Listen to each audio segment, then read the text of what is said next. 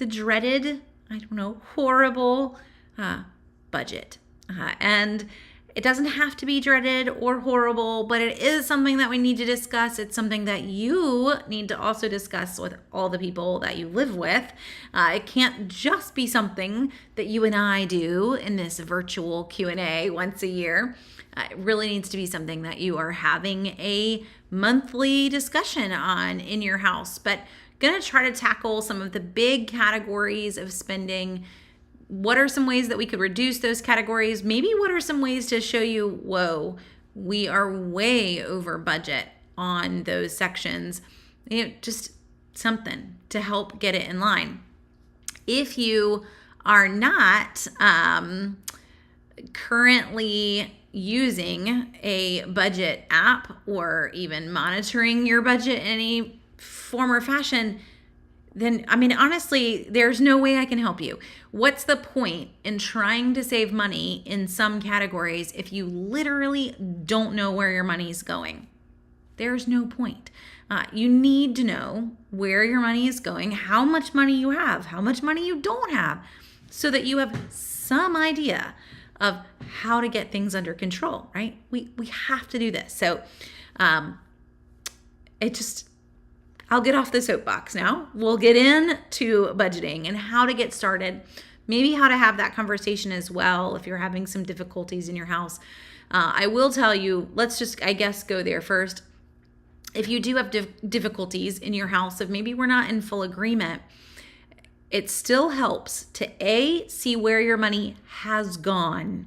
So fill out a basic budget, and I'm going to have my husband put some links in here in a minute. But I'm going to pull up some things too and just show you. So never hurts to start with a basic budget plan. And with that basic budget plan, you've got some idea as to where your funds are going every single month. And then to discuss, like, hey, this isn't pretty. We are in the red, meaning you don't have any money. So finding out what category means the most to you. If we didn't touch a category, maybe you live with someone. I'll speak to the poor husbands that live with some of us wives. Maybe you live with someone who loves shoes or loves purses, and to attack her shoes or her purses is going to feel like a personal affront to her. Then let's not go for those categories right off the bat. Go for categories that we can both agree on, make some compromises, and then attack other categories as things are getting better, as we feel like, okay, we conquered that one and we're ready to take the next step. Then we start to work on those sections that do feel like they are one particular person's problem over another. We don't want to make anyone feel like they are the ones personally being beaten up by a budget meeting. Don't want to go there.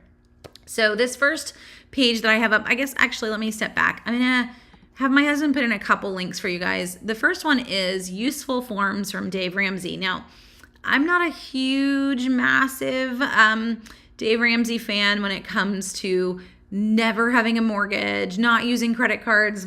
He and I are not in agreement there.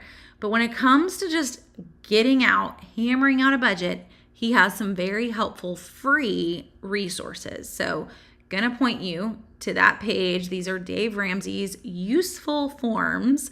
And if you're watching this and you can't see all the comments after the fact, just Google Ramsey Useful Forms and this page will come up, and there's a lot of them. Monthly cash flow plan is helpful, but my favorite is really this second one down, the Quick Start Budget. By the way, if you've got any older kids, there's even one for college monthly planning budget. So the Quick Start Budget is literally you sitting here and plugging in what you plan to spend in each category. Usually for a month, you would fill this out for the entire month. What I would recommend if you're just getting started is that you actually fill this out with last month's numbers so that you can get an idea. What did we spend last month? How close is it to something that we could maybe continue to afford or not afford?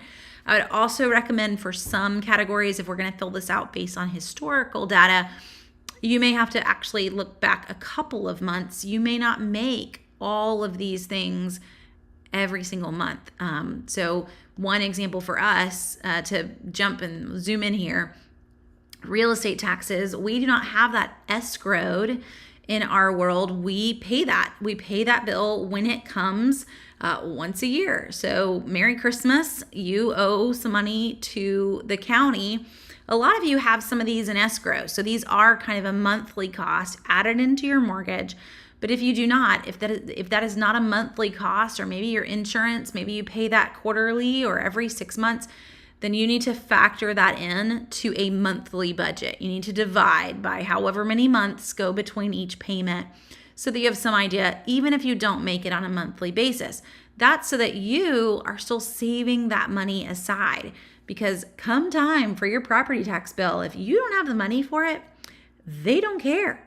Not going to work with you really on that one. They'll just eventually sell your house. Not where you want to be. So even if you are like us and you didn't have something in escrow, you still basically need to have your own escrow. You still need to have money that you are taking and putting aside in a separate account just for that savings, for those big once a year bills, every 6 month bills. I know our car insurance and homeowners insurance, we used to pay that way as well with a previous insurer. We got a discount if we paid upfront in 6 month increments versus monthly. Now, when it comes to bills, since we're hitting all the big categories right now, there are some bills that are really, really helpful to renegotiate. That's what I would call it. You don't always feel like you're negotiating anything, but to reevaluate once a year. Do we have a great rate on our car insurance, on our home insurance? Guys, in all honesty, and I'm going to go full screen here, there's no discount for being loyal anymore. None. The discount is for the person who is willing to hunt down the discount. So you may have been with Allstate or State Farm for the last 20 years. There's no discount in there. I would highly recommend calling and making sure that you really do have a great rate. And maybe you do. I'm not trying to bash your insurance company, but there's a good chance that actually someone else has a better rate for you. Making even your own insurance company evaluate your current insurance plan, making sure that you have the right levels of coverage and all of the current deductions that they may even offer. There could be some great ones that have come out even in the last 10 years, if you've been with the same plan for so long, that have never been applied to your account. And it's time to find those. So insurance is a huge one, making sure you're going through homeowners, car, life, all of those, making sure that you really do have a great rate. Now, life insurance can get tricky. If you locked in kind of a term life insurance plan when you were in your 20s, you may not want to reassess that in your 40s. You probably have a really great rate that you've been paying on already, but you can still see what similar plans would be, or even reassessing when it comes to life insurance, as we're, I'm kind of jumping around, just giving some basic tips on categories here. But when it comes to life insurance, it may be that you don't need the amount of coverage that you once did. Maybe your kids are grown. You don't have as many in the house. The mortgage has been paid down significantly. If you were carrying a $500,000 life insurance policy on you and your husband, maybe that's not what we need at this point. You've got a lot in savings. I don't know. I don't know where your numbers are, but that is something that you could assess that would lower that monthly cost if we're not going to carry such a large policy. So just lots of things that you can consider there. Those are monthly bills, and they are, in a sense, negotiable, meaning that you can make changes to them. They are not set in stone. I can't necessarily go and do that with my mortgage as well as I can with my insurance payments, right? I mean, you signed the mortgage contract. You are going to have to make those monthly payments unless you refinance, which you don't really want to do right now. You're stuck in that monthly payment besides selling your house. So there are some changes we can make to those other bills, though, and hopefully that will help a little tiny bit. And let's see. So to jump through. Eileen saying she's an independent insurance agent and that I'm so right. If you've been with the same insurance company for 20 years, you are more than likely paying too much. I have saved thousands of dollars that they were getting because they were just paying for that super old policy. Exactly. You cannot do that. We need to make sure we have the great rate. And it could be where you are, guys. I am not trying to attack any particular insurance company, but you need to make those adjustments and phone calls every single year. I got a Facebook message from one of you guys over the last week who has the best insurance for teenage boys. Having teenage girls, that message just like, I feel for you because teenage girls still weren't pretty, but I know teenage boys are worse. But there isn't necessarily a particular insurance company. It's really going to be what kind of cars do you have? What kind of coverage do you have? And making those phone calls to see who's going to come in on that lowest rate. And it is going to change. Okay. I love it. So, and Paige, I saw your message and I'm just now reading this again. I am so sorry. I don't think I responded back over Christmas and the craziness of Christmas. So congratulations. That's super exciting. Paige is found out she is expecting. Is there a way to budget for this new unknown? Do we just have to wait and see?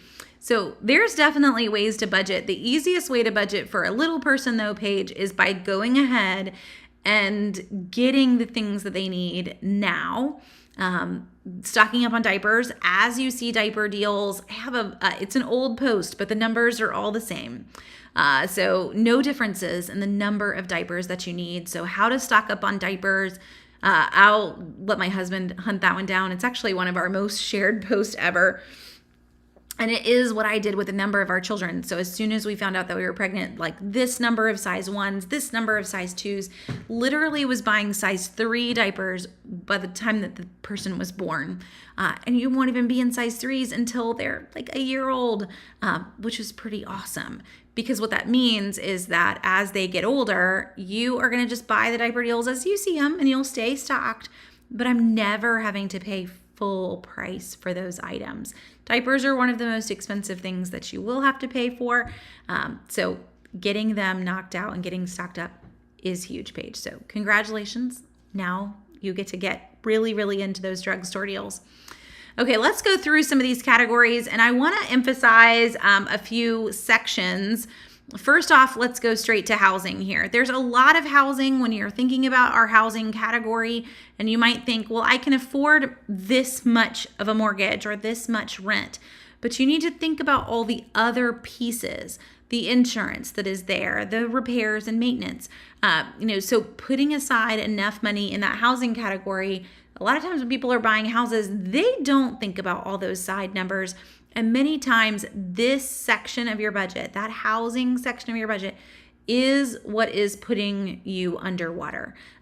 So a lot of folks in budgeting world would say that this needs to be no more than 25, max 30% of your monthly take-home pay. I don't mean like, oh, I make this much money. I mean like after taxes, after medical insurance, monthly take-home pay, your housing is no more than 30% of that amount. 30% scares me. I think it really should be like 25%, leaving you enough money for all the other categories that are out there. This is just your house. We haven't heated it. We haven't put water in it. You get the idea here. So if you find that you're already there and you're underwater, your mortgage is 40%, 45%, this may be a serious conversation on should we consider finding somewhere else to live. It's not always possible. The market is not amazing. It's not horrible right now either. I have a lot of friends who are in real estate and they will tell you things are still moving and things are still selling at good prices. So it could be something that you need to consider to right the ship. You're not going to get out of bailing, water filling up and sinking your ship if you're still making that monthly payment every single month. So just to, hit a hard one there. So there are some other categories though, as we look at individual categories that we can have a really big impact on. You can very much say, you know what, for the next month, we're not going to buy any new clothes. Now, in our house, I will tell you guys that actually would have very little impact on our budget. I do have a lot of people that live in this house. There's 7 of us. But in terms of our monthly expense on clothes is maybe less than $50. And I would even question the $50. I want to say in the last month, clothing for us has been like $6. So this is really going to come down to preference for you. Clothing in our world, 9 times out of 10 for our kids, it's from Goodwill. I'm not opposed to that. This isn't a problem. This is only what we could afford. Could I afford to go to Old Navy and buy them all Old Navy? Yeah, definitely, with 75% off clearance. But Goodwill's just kind of part of the fun for us. Most date nights when my husband and I are out, we end up in a Goodwill. And that's okay. A kiddo actually has a birthday coming up in a few weeks and said, hey, Mama, for my birthday, I could really use some shorts. Great. New with tags at Goodwill. Now, I didn't even make her wait for her birthday. I paid $1. They were on the dollar rack in Goodwill. So I'm not, all the way to that point. I just gave them to her early.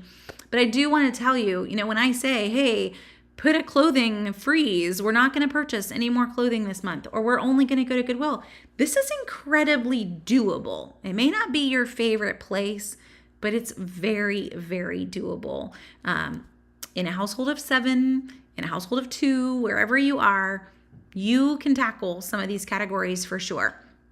So clothing, that may also be some entertainment categories, some really great sections to nix. And you'll notice on this quick start budget, entertainment's not even there. Their category is missing here. So in the utilities, we don't have streaming listed or entertainment listed. So you're going to need to, that's over here in the personal side. You're going to need to think about all of that when you go to entertainment. We're not just talking, going to a movie. I can't tell you the last time I went to a movie, but we are talking, oh, wait a second. We pay for Netflix or we pay for this. These all count in. And these are all things that could be turned off and turned back on later. So you are not in a contract with any streaming service. Potentially you are with Amazon Prime. That can technically go to a monthly. I do not recommend going to monthly with Amazon Prime. You end up paying way more than actual Amazon Prime. But maybe it is something where you say, hey, are we even benefiting from Amazon Prime? Most of us are not. There is no 2-day shipping. As long as you order $35 or more, it's always going to be free shipping, so you don't need it for the shipping side. Is Amazon Prime worth the 130 that it is now? That's your call. So just so that you're considering all those things with the services that you're paying for. Those are not required categories, guys, and could easily be adjusted. So as you ponder these, let's talk just basic utilities, not just Netflix here, but other utilities. There are some things that are not so adjustable. Electricity, gas. I can't always adjust that. I can try to be super good with what electricity you're using, but I hate to break it to my dad. If he ever watched, he doesn't. But turning off a light, it saves you about a penny a month. It's not a lot of money. That was a really sore spot between my father and I when I was a teenager. So you can be a light miser. You can make everybody in the house make sure they're always off. We're never leaving them on. It's going to have very little impact on your monthly electricity budget. What is the largest use of your electricity is your dryer. So you can air dry, or right now like air freeze all of your wet clothes if you wanted. Your dryer, your heating and air, and depending on how you heat your water, your hot water heater, those are the largest sources of electricity use. Freezers. So can you turn off your freezer? No, but there could be some things you can do here. I just want to emphasize it's not necessarily the lights. Now, I've seen folks take this really, really far, literally turn off everything in the house using like surge protector strips where you can actually just click the button. And so even the VCR's time isn't staying on, assuming you had a VCR. You know what I mean? everything getting turned off. I would encourage you, if you don't necessarily believe me on the light switches, try it and see at the end of a month of you being ultra conservative on your power usage, what impact it had. It's not going to make a really large difference, but it could be a couple bucks, I guess, if we went and we really did turn off everything in the house. For most of us, though, it's not using the dryer. It's not using as much hot water. Those bigger, large appliances, we forget that those are around, but they are what use the most on your electricity bill. Water bill, if you're paying a water bill, the biggest part in most cities is the sewer cost of your water. So it's not necessarily your usage. It's the fact that they're charging you after you use it in like a separate dig. Just watching your water usage, obviously in the summer, and watering your yard is one of the largest costs. Not opposed to watering yards. I love grass just as much as the next person. But something that you can do on these categories, electricity, water, and gas, because we have higher usage in some months and lower usage in others, always recommend this when we do this Q&A, is budget billing. So all three of those, electricity, gas, water, most of those companies all offer budget billing. These are where they take your bill for the last 12 months and they average it. So yes, your electricity bill may be really low in the spring and the early fall when it's nice and cool and you open your windows. But instead of paying those really low months, you're just going to pay the same flat amount that is averaged out. So it's going to bring down those high months just a little bit, bring up those low months just a tad. But now, come December, you're not going to open up your electricity bill and it's not going to say something that makes you say horrible words out loud. Your electricity bill is going to be the same amount. You always know what it's going to be. And it takes away from how in the world are we going to pay this, because it just went leaping off the page. So I do recommend budget billing. If you end up overpaying for the whole year, then next month, or not next month, next year, when it reassesses, you'll end up paying less for the next 12 months. So they do factor it in and lower your rate if you ended up overpaying this month. Maybe you got really good at your water usage and we could reduce it for the next year. Awesome. You're just not going to see the impact of your reducings the next month. That is one downside with budget billing. If you decide to go hardcore and not using things, it's just going to play into account after things are readjusted in the next 12 months. Okay. So moving on through some other categories, you may have little impact on trash. For us, we have no choice whatsoever. That's just factored into our taxes through our county.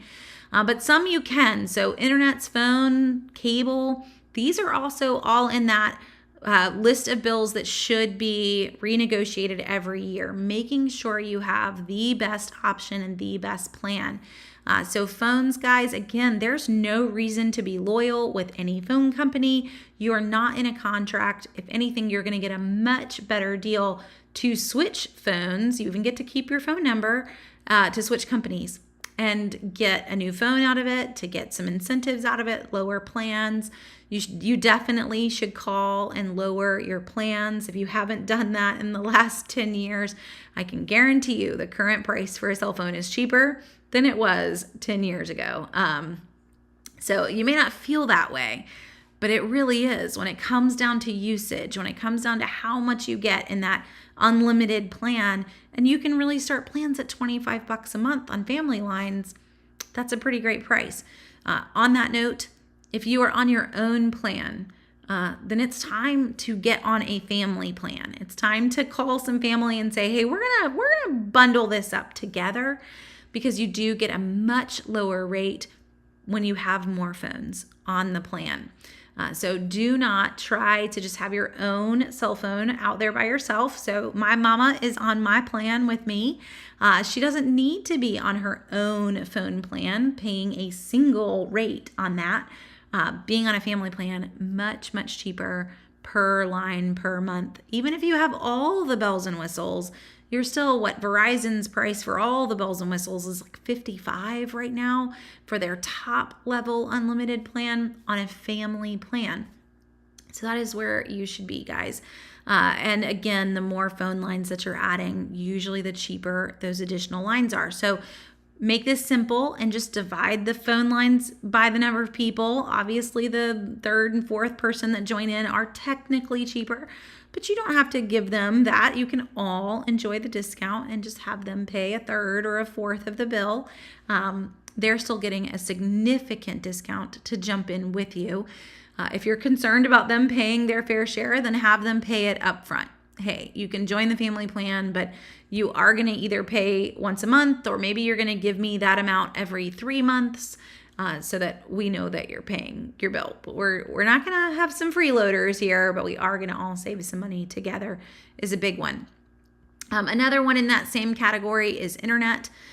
If you live in an area where you feel like you don't have a lot of choices, maybe there's only one internet or cable internet provider in your area, I actually would encourage you to look into some of the direct-to-home 5G services. Doesn't mean it's available in your area, but it never hurts to check and see if it is.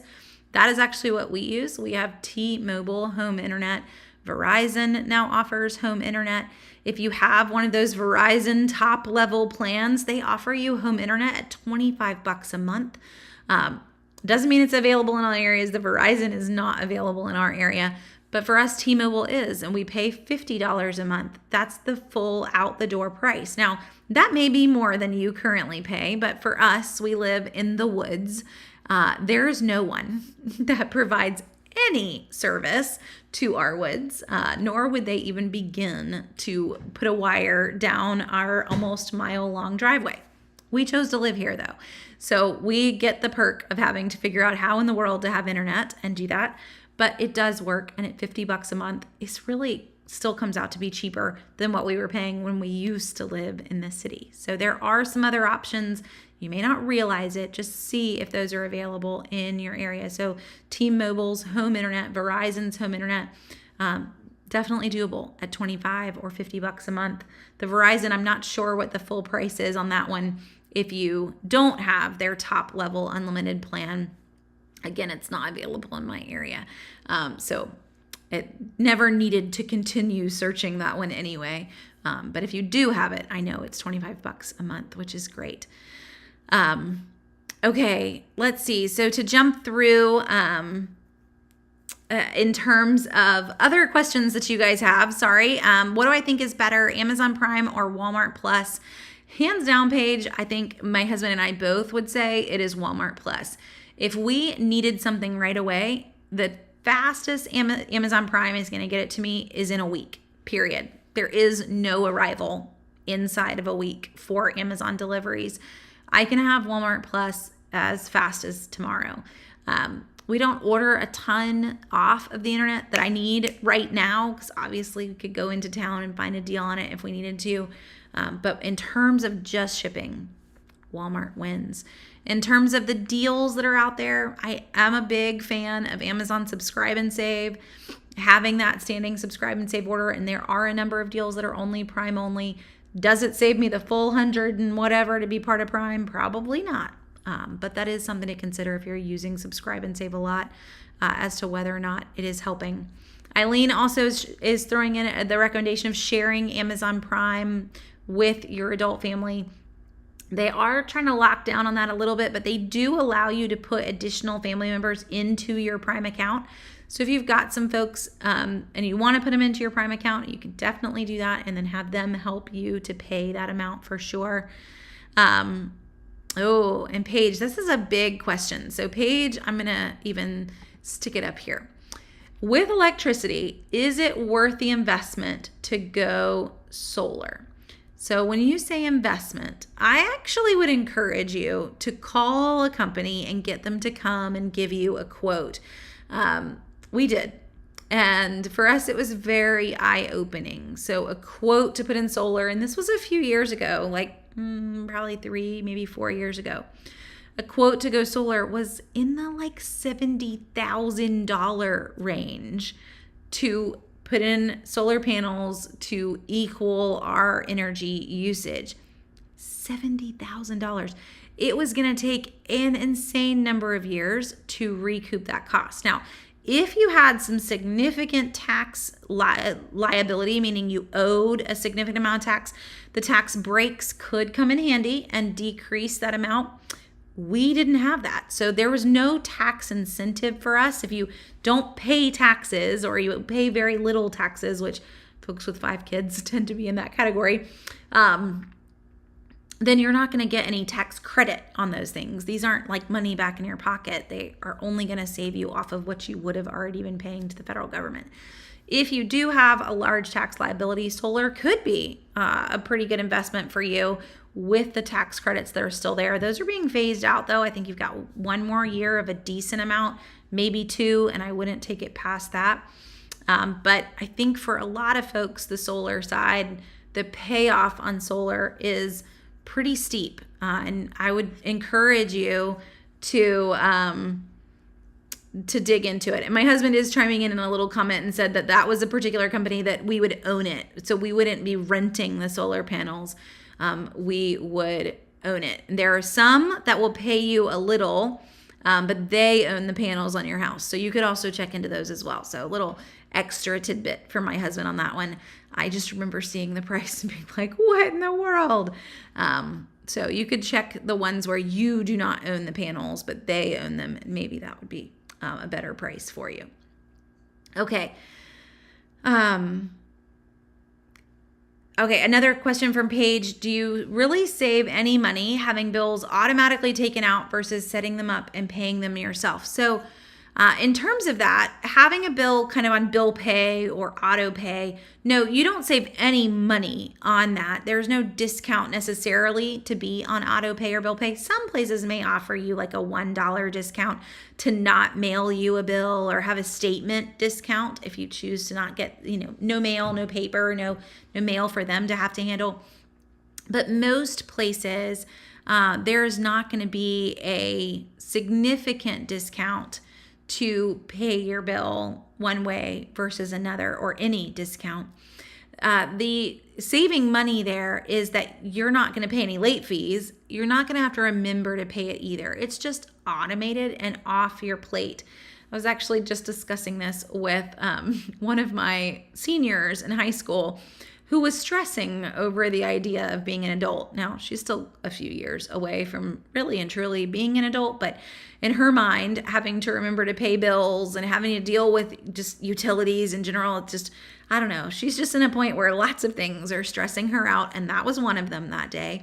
So I said, well, there's this magical thing called bill pay, and you can automate all of it and never have to worry about it or even need to even remember. It's just going to pay them automatically. And it was like I had just removed this 1,000-pound weight from her shoulder. So if you are in her boat, bill pay is amazing. It's not saving her any money, but I can already tell that she is going to be a very, very excited bill pay user in the future. So that's the only thing it's really doing. Okay. And can I explain, Diana, Walmart Plus a little bit more? So Walmart Plus is Walmart's version of Amazon Prime. And it has a lot of great features to it. The biggest one for Walmart Plus is that you are getting, I'm just going to try to pull up all the discounts that you get. So with Walmart Plus, you are getting discounts on your gas. You are getting free delivery from your store. Here's their general website as we look at it all, but you're getting a lot of things here.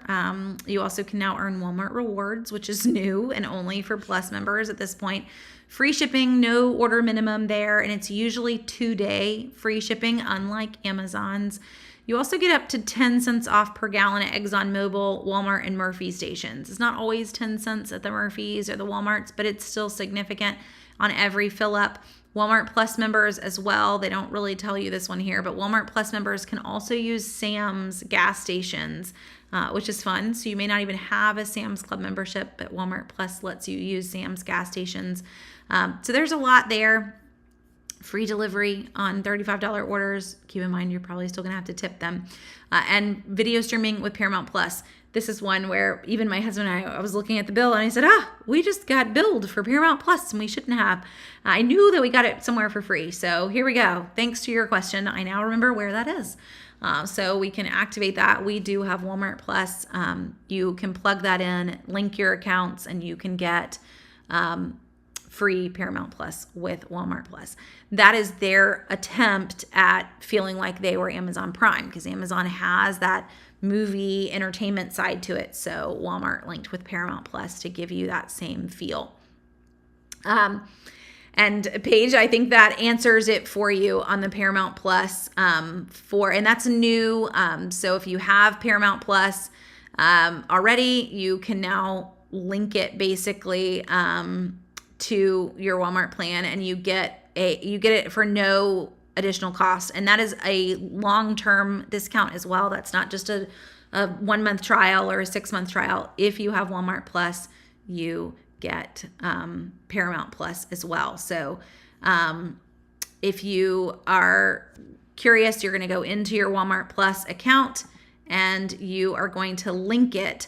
And I'm looking at their FAQ right now. And so it says current Paramount Plus subscribers, they just need to cancel their current Paramount Plus subscription first, and then go into your Walmart Plus account hub and follow the steps to create a new Paramount Plus account. So if you're already paying for Paramount Plus, you're just going to create a new account to watch that through Walmart Plus. So there you go, guys. Another perk that you may not have known about for Walmart Plus. In the end, if you're not using Amazon Prime enough to justify Amazon Prime, this could be the answer for you. Walmart Plus, I think, is $99 right now. So can be that added bit for less in reality. You're not going to pay that's almost $40 cheaper than Amazon Prime. Okay. And Karen, I'm glad someone else's dad was also difficult with the lights. Mine would literally walk past my bedroom just to come and tell me to turn off the light. So still a little bit of a sore subject with lights. Humorously, just a funny moment. For Christmas, I gave them one of the little AeroGardens where the light stays on for like 16 hours. And I had to tell him, sorry, Dad, you have to leave the light on or the plants won't grow. And in a small way, I felt like I was getting a tiny little bit of revenge on him. It will probably drive him crazy, but you won't have plants if you don't leave the light on. Okay. To keep moving on questions. Perfect. Eileen saying she has Verizon Internet. With the box, she pays under $40. So there you go. If you don't have the high-level Verizon and you're curious what Verizon home internet costs, under $40 is still pretty sweet. It's not available in my area, or I probably would switch and save the $10 for sure. So some other questions here. Does Walmart Plus give you a paper receipt? So if you're checking out in the store, it's exactly the same way that it normally would. For delivery and for pickup orders, you do not always get the same receipt you would get in the store. So if you're thinking for Ibotta, I'm not always going to have that same receipt. But remember that you can link your Walmart account. You can have these things automatically go. You can also use Ibotta Online. So I can put the Ibotta web browser extension on there. And as I order things in my Walmart cart, put them in my cart, the Ibotta web browser extension is going to tell you that you could get some money back from those items. So if that's your concern, you're going to be okay in the end. You're going to be able to get a lot of those Ibotta credits back on the particular items that you're getting. Let's see. How much is our grocery budget and how much has it changed? So Family Handshake, our grocery budget is about, it used to be about $200 a month. We now pay probably about $250, $275 a month.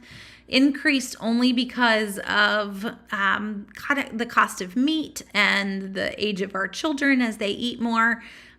Also doesn't help when we decide to eat uber healthy and I'm off trying to find protein powder on a budget, but can still do it, can still find the deals that are out there. So that is our grocery budget.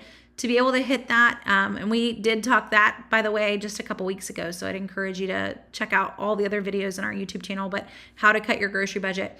But you have to be shopping a grocery store and a drugstore to be able to do that, to be able to hit those kinds of numbers, because we really don't pay much at all for any personal care and a lot of household items, paper goods, laundry detergent, etc., all coming from a drugstore, all using pretend drugstore money and not real money to pay for those items. Okay. Let's see. Have I heard? Oh, sorry. I'm trying to get caught up here. Lots of questions. I think that I think I'm there. I don't think I've missed anyone's questions so far. So there's one other Dave Ramsey or a couple other Dave Ramsey things that I wanted to mention to you guys. And these are, again, all on the useful forms page. But this one right here, the allocated spending plan, it's on the top line. When you pull it up, this is actually a great working budget as you go through, so that you can put each pay period. Obviously, most of us no longer get paid once a month. Maybe you get paid twice a month. Maybe you get paid every 2 weeks. You can put in each pay period how much you're saving from that pay period, what your planned amount was, what you ended up spending. Maybe you went over budget, or maybe something's going to come off on the second half of the pay period, so that you are factoring all of that in as you go through. It's telling you kind of how to fill that out on all of these categories of planned versus remaining, so you know where you are for the rest of the month as you go through, or the rest of 2 months. Each one of these can really be that, but hopefully that's going to help you. And this is also based on that zero, every dollar has a job mentality, so that you are going through, you're looking at how much you're making, and you're putting everything in a spot, anything left over ending up in savings for you. So I really like this one. It's a great way to just work through your budget. So budget making one, but this is like life. What's happening? Is it working? And then reassessing it at the end of the month. Maybe it didn't work. Maybe you had this really great, we're not going to buy clothes moment, and you failed. Great. Let's reassess and make something a little bit more livable and doable for next month. So that's where that allocated spending comes in, shows you what you've been doing or what you haven't been doing. So, and Kathleen, you're saying I missed some of your comments. I'm looking. She's commenting on the solar. So I was looking for questions here too. But thank you for chiming in and helping answer everyone. With all utilities included, garbage, water, which I've never paid every year, I get a large check. I'm not sure, Kathleen. I do want to answer any questions you had. I'm just not. Okay. And again, so you're on Section 8 and getting a lot of rebates and things too, which is awesome. We don't have those things available to us, but I'm glad that if you're needing them, that they are available to you. Okay. One thing in all of this budgeting, putting money aside for savings for other categories as you're going through it, I want you to realize that you are needing to put that savings somewhere else. You cannot put that in your local savings account. It needs to be in a separate savings account. So really great to be budgeting, really great to be increasing the amount of money that you're saving, but you need to move your savings basically like off site. And that is the biggest tip that I can give you for trying to save more money, is that you actually put it out of sight, out of mind. So move it to an online money market. Capital One has some great money markets. There are other ones offering really great rates right now. I love online money markets. Your local bank is not going to hit the rates that these online accounts are hitting. I can guarantee that. In terms of current accounts, we're seeing money markets that are in the 4% range, guys, which is crazy. So I highly recommend you look into that.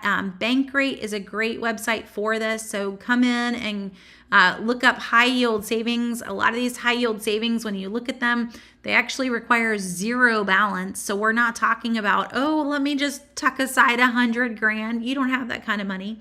But a lot of them do not require a large balance to tuck money aside in, and they have a much higher rate than your local bank. So don't do the 0.01%.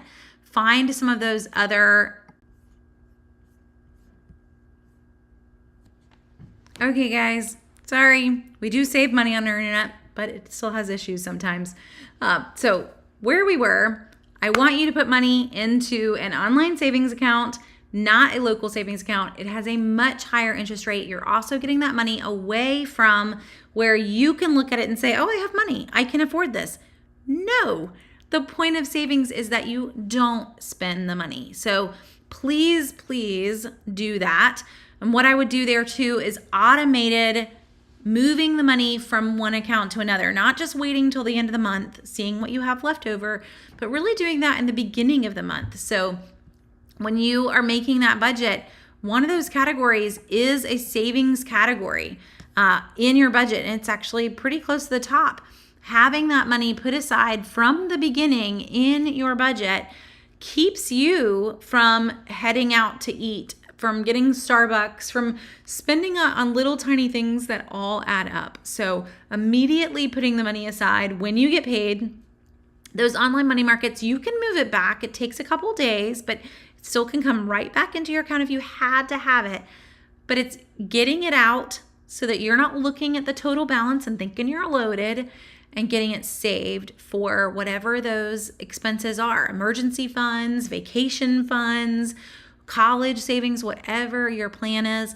This also needs to be retirement. It needs to be coming out of your paycheck, 401k, IRA, immediately going into those accounts, not waiting till the end of the year to save for your retirement either, off the top. And then we deal with what is left in our accounts. So please do that. It is by far going to be the best way that you can. Let's see. So family handshake, do I recommend a 529 over a regular savings account for kids? So actually what I would really recommend for kids, if we're thinking about college savings, if your kids have any sort of job, they are eligible to open an IRA, just like you are. And an IRA can be used for college expenses. No fees attached to that, no early penalties to use an IRA for college expenses. But the amazing part of an IRA, and we're talking a Roth IRA here, that's going to be the best option for them. The amazing part for a Roth IRA is it is not counted against them when they fill out the financial aid form. What is it? The FAFSA. I always say it wrong. FAFSA every year to go to college. They use those 529 plans. 100% of the amount in that 529 plan will be counted in for them to use in college. And I know that's why you put it in there, but it's hurting the amount of money that they are eligible for in terms of federal aid. I'd rather them be eligible for federal aid and then have that extra money for other things in college for sure. So IRA is hands down the best option for college savings. They have to have a job to be eligible for that. And beyond an IRA, then I would say a 529 plan is okay. It's not horrible. It can go into investments, which is helpful. It does have some state benefit to use it, but it has no federal benefit whatsoever to use it. Probably would just point you to a regular savings account, unless you're wanting to put it into investments. Then maybe you go 529. But just keep in mind, either account, the savings account and the 529 plan, 100% of money in cash and 529 plans in your children's names will be required to use for college before they are eligible for any federal aid. And that's kind of huge. So that's one that I would take into account. And I'm not an accountant. I am just a mama getting ready to send 2 kiddos to college this fall. So I've learned a lot when it comes to that financial aid side of things, and how to attempt to make that a little bit more doable. Okay. There's one whole side of things that we haven't hit on that I wanted to touch on tonight. And that is, I keep, showing you guys these forms for filling out your budget. But there are some great resources that are not forms for filling out your budget, and those are budgeting apps. So in terms of budgeting apps that are out there, and there's a lot of them out there, I do have a blog post that I have done, and I just share that one with you guys, of my 6 favorite, and that this all differs. It's all based on what you're more comfortable using. I am not a huge fan of paying for an app, so hands down, Mint being completely free. Mint is owned by TurboTax and Intuit. It does have a lot of great resources. Auto pulls in your bank accounts, auto pulls in your checking account, your credit cards and other things. So it is a really great way to categorize spending without having to pay for it. Emphasizing that it's pulling those things in, because a lot of the paid versions, that's in the paid plan. Like, oh, you can get to the budgeting app, but you can't auto pull anything in unless you pay for it. Well, that's really crummy. Mint is free. So I would hands down highly recommend Mint. If we're going to look into paid ones, You Need a Budget is one of the most recommended apps that is out there. I thought that it was really great and easy to work with when I was just trying it out and getting a feel for it. You can use it for free for 1 month, so you get 34 days for free. And then they do charge monthly, or you pay $84 a year for it. It allows you to connect all your accounts. But there's a few others here too, that some are, again, free. Wally is another one that's free. Good Budget is free and mostly free to use. There's, in terms of the advanced version, I don't know that there's a ton there that you would need. MoneyWiz is Mac only, but I do love MoneyWiz. It is $50 a year, and it is just amazing how deep you can take your budget. This is the one that I regularly use. And then giving an honorable mention to EveryDollar. Not a huge fan here. EveryDollar is the most expensive of all of the budgeting apps that are out there. Literally, guys, it does the exact same thing that all the others do, especially if you really love that every dollar has a job. That is the mindset that YNAB also has. So you can have that same feel. This is cheaper, just to, give that one as well. Now, I'm not, again, anti-Dave, just our goal here is to save some money. So finding the program that works best for you. If you're not using anything to keep a budget right now, don't pay for a program. You're literally putting no effort into a budget. You have no budget. So start with a free source. Make sure you're going to use it before you go and pay for a much more expensive source. So make yourself stick to it. Like, hey, I'm going to use Mint. If I use Mint for 3 months and I decide that I'm not in love with it, but I did use it for 3 months, then I will be willing to go and pay for another budgeting app. But if you've never been budgeting and you probably think that this isn't going to be something you stick with, though it should be, don't waste the money on something you are not going to use regularly. Just stick with the free one for right now, for sure. And Janice, what website did I recommend for the online account? So it's my go-to website whenever I need to find rates, and that is bankrate.com. So bankrate.com, you you head over to the site and you search for exactly what you're looking for. Maybe you're looking to refinance, or you're looking for a great credit card. They kind of have them all here. You plug in you pick the button of what you're wanting, and it tells you all the current rates for those items. Most of these not going to be rates that you really, really love, but high yield savings is amazing right now. Most of those being some really great online accounts offering some really great savings percentages right now. Okay. Hopefully that helps you guys. So lots that we've covered in budgeting tonight, and getting more money in savings. My big encouragements to you as you try to cut categories is think about, or even get out your credit card, highlight on your credit card statement, how many times did we eat out this month? Put that in one color. How many times did I go to Target? If you know that it was for household expenses, maybe you put it in a different color, but you need to really make this stand out to you where your money's going. So eating out gets a color, getting coffee gets a color, things that were not required.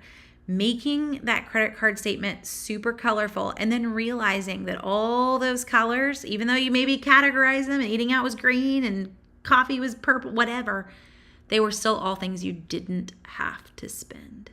And it's going to be pretty huge. So that's where most of our money ends up, is on these little incidental purchases. And it's finding a way to stop those incidental purchases or limit them.